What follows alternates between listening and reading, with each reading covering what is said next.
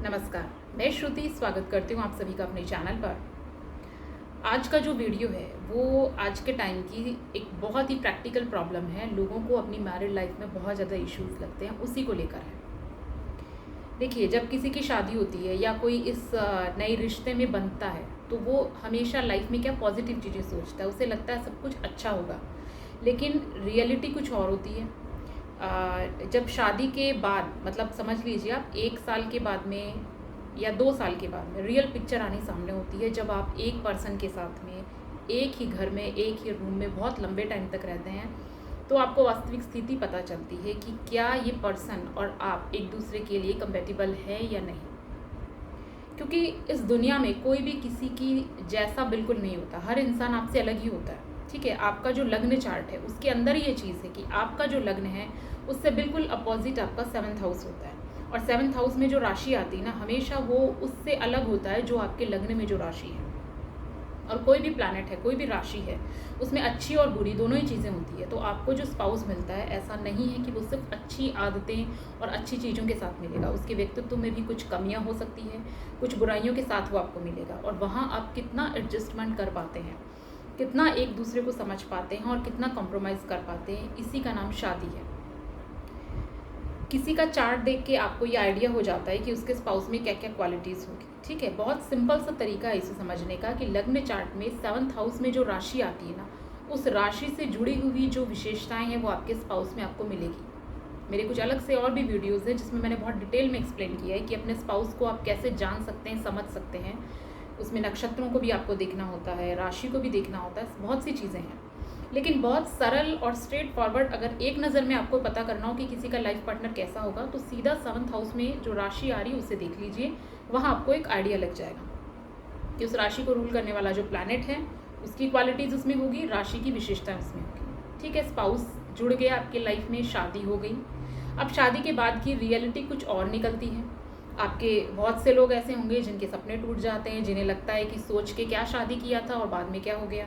एक दूसरे से शिकायतें होना, एक दूसरे को लेकर फ्रस्ट्रेशन होना, एक दूसरे के साथ खुश नहीं रह पाना, ये आज के समय की सबसे बड़ी प्रॉब्लम है। अगर आप अपने चार्ट को ध्यान से देखते हैं तो आपको पता लग जाएगा कि आपके चार्ट में ही कहीं वो योग हैं ऐसे कि आप अपनी शादी में खुश नहीं हैं। इसके लिए आपका जो पार्टनर है, आपका जो स्पाउस है, वो कहीं पे भी रिस्पॉन्सिबल नहीं है। और यहीं पे एस्ट्रोलॉजी आपकी मदद करती है, क्योंकि एस्ट्रोलॉजी आपके सामने ये सही स्थिति लेकर आती है ना, रियल पिक्चर लेकर आती है। जब आप ये समझ जाते हैं कि प्रॉब्लम आपके खुद के ऑन चार्ट में है, कि आपको सेटिस्फेक्शन क्यों नहीं मिल रहा, किसी रिश्ते से जुड़ के आप क्यों दुखी हैं। किसी की भी लाइफ की जो उसका मैरिड जो है, मतलब मैरिज के बाद में जो मैरिड लाइफ का आपको देखना है, रियल सिनेरियो क्या है, उसकी क्वालिटी क्या है, उसके लिए आपको नवमांशा चार्ट देखना है। देखिए, नवमांशा चार्ट आपकी शादी के बाद एक्टिवेट हो जाता है, ये एक फैक्ट है।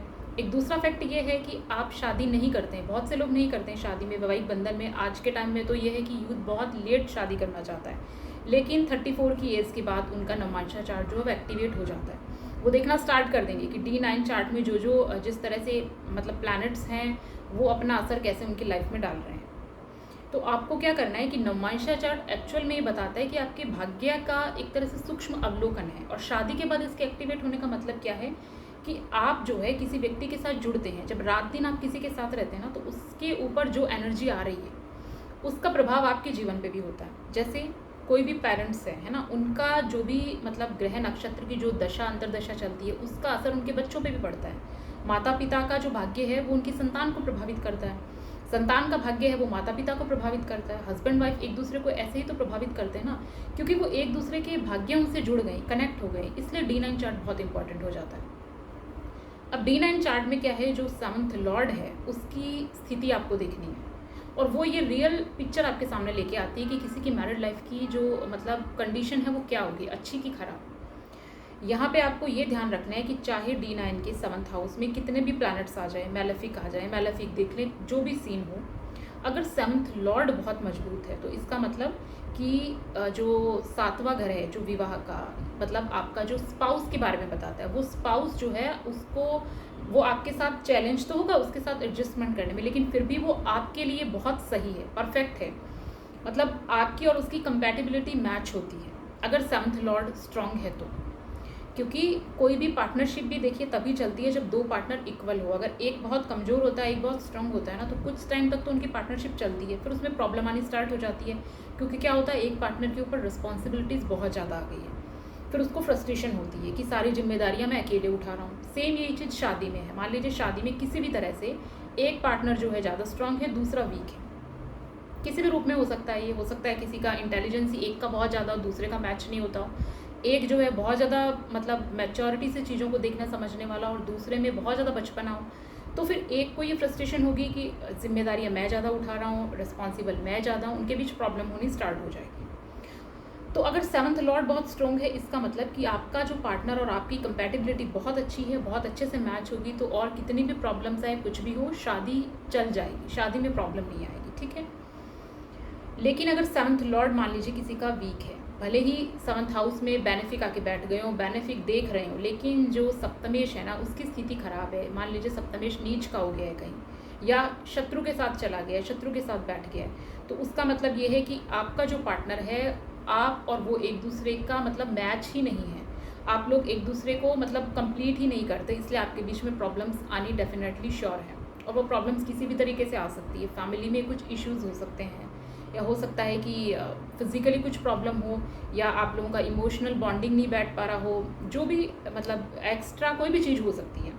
क्योंकि कहीं पे प्रॉब्लम क्रिएट होनी है, कहीं पे झगड़ा होना, उसके लिए बहाना कुछ भी हो जाएगा, लेकिन उसका रीज़न यही है कि आप और आपका पार्टनर दोनों में से दोनों का मैच नहीं हो पा रहा है। तो अपने नवमांशा चार्ट में जो आपका सेवंथ लॉर्ड है, उसका स्थिति आप देखिए। सेवंथ लॉर्ड का स्थिति अच्छा होने का मतलब आपका पार्टनर जो है वो बहुत मजबूत स्थिति में है, और वो मजबूत स्थिति में है तो शादी जो है उसको वो भी उतनी जिम्मेदारी के साथ निभाएगा, उतनी जिम्मेदारी के साथ अपनी सारी ड्यूटीज़ पूरी करेगा जितना आप कर रहे हैं। और अगर वो वीक है तो इसका मतलब वो बर्डन जो है आपके ऊपर वन साइडेड आके है, जहाँ पे एक तरफा आपको ज़्यादा जिम्मेदारियाँ निभानी पड़ेगी, और वो फ्रस्ट्रेशन इन द एंड आपको जाके फील होगी। तो अपने नवमांशा चार्ट को देख के आप समझ सकते हैं कि आपकी मैरिड लाइफ की क्वालिटी क्या होगी। नवमांशा चार्ट जो है बहुत सी शादी का जो है, आपके भाग्य भाव का जो है, एक तरह से बहुत गहन और बहुत बारीकी से अवलोकन करके और ये चीज़ें आपके सामने निकाल के आती हैं। तो अपने लग्न चार्ट से आप अपने पार्टनर की क्वालिटीज़ को समझ सकते हैं, और अपने नवमांशा चार्ट से आप ये देख सकते हैं कि आपका स्पाउस एक्चुअल में कितना स्ट्रांग है, ठीक है, और एक्चुअल में कितना वो शादी को निभा पाएगा, कितना आप लोग जो है एक दूसरे के साथ खुश रह पाएंगे। और अगर हम अपने चार्ट को ध्यान से देख के समझ जाते हैं, अपने स्पाउस के चार्ट को देखिए, आप समझ गए हैं, तो फिर वहाँ पे क्या होगा, अगर आप लोगों के बीच प्रॉब्लम्स भी है ना, तो एस्ट्रोलॉजी आपकी यही हेल्प करती है कि आपको ये चीज़ क्लियर करती है कि प्लैनेट्स किस तरह से जो है आपको चला रहे हैं। आप खुद नहीं चल रहे हैं, जो ग्रह है ना वो आपकी दिशा, आपकी डायरेक्शन डिसाइड कर रहे हैं, और आप उन्हीं पे चल रहे हैं, वैसी एनर्जी आप कैच कर रहे हैं। इसलिए तो ये चीज़ है कि आप अपने चारों तरफ का जो जहाँ तक हो अपना मतलब इस तरह का कैच कीजिए पॉजिटिव एनर्जी, इस तरह के लोगों के साथ रहिए कि जहाँ पे आपको पॉजिटिविटी मिले। अगर एक का भाग्य मान लीजिए बहुत ज़्यादा प्रॉब्लम में चल रहा है, बहुत परेशान है, तो दूसरा भी उसको डेफिनेटली प्रभावित करेगा। तो वहाँ पे आपको करना क्या है, अगर आप पार्टनरशिप में हैं, किसी रिलेशन में हैं, तो जितना पॉसिबल हो सके पॉजिटिव तरीके से उसकी हेल्प करने की ट्राई कीजिए, ताकि आप जो है उस चीज़ को मतलब अगर परेशानी के दौर से चल रहे हैं तो उससे बाहर निकल पाएँ। अगर आपको मेरे वीडियोस अच्छे लगते हों तो इन्हें लाइक और शेयर करना मत भूलिएगा, और अगर अभी तक आपने मेरे चैनल को सब्सक्राइब नहीं किया है तो प्लीज़ इसे सब्सक्राइब ज़रूर कीजिए। धन्यवाद।